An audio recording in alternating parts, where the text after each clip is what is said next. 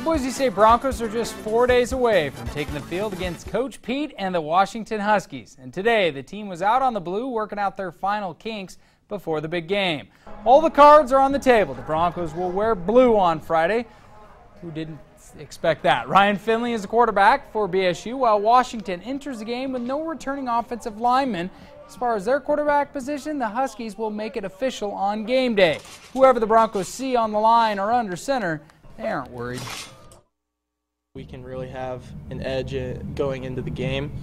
As for I don't know too much about their new linemen coming in. The guys who have played look like they're really good, and we're expecting the best. That's good for us and bad for us, obviously, like you said. So, I mean, if we're not able to get a lot of film on them, then, you know, we don't know his tendencies as much, but we still know the team's tendencies, which is good. And, you know, it's kind of more beneficial for us, I think, because as a quarterback, you want that experience, and not having that at a game of this caliber, I think, will benefit us.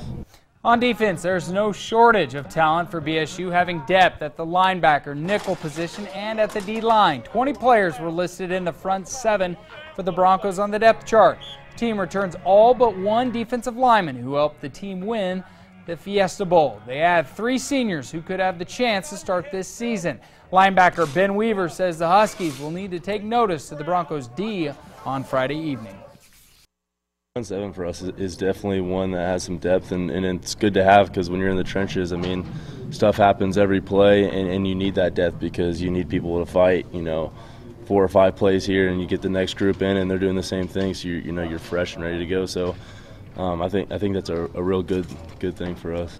This will be the 4th meeting between the Huskies and the Broncos, with Washington holding a 2-1 series advantage. It will be the first meeting in Boise. Coach Pete makes his return to the blue, which adds even more emotion. Plus, last time these two faced one another, Washington laid the smackdown, winning 38-6. Obviously, still have a bad taste in our mouth from that game. You know, that still is sitting with us, and you know, it was one of the worst losses we've had in points in the program's history. So definitely remember that one and want to get back at it. The Broncos enter the season riding a 9-game win streak and have 14-game home win streak on the line as well.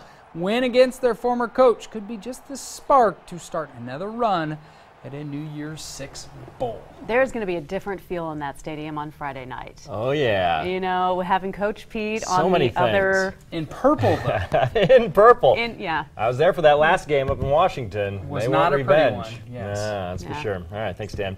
Here's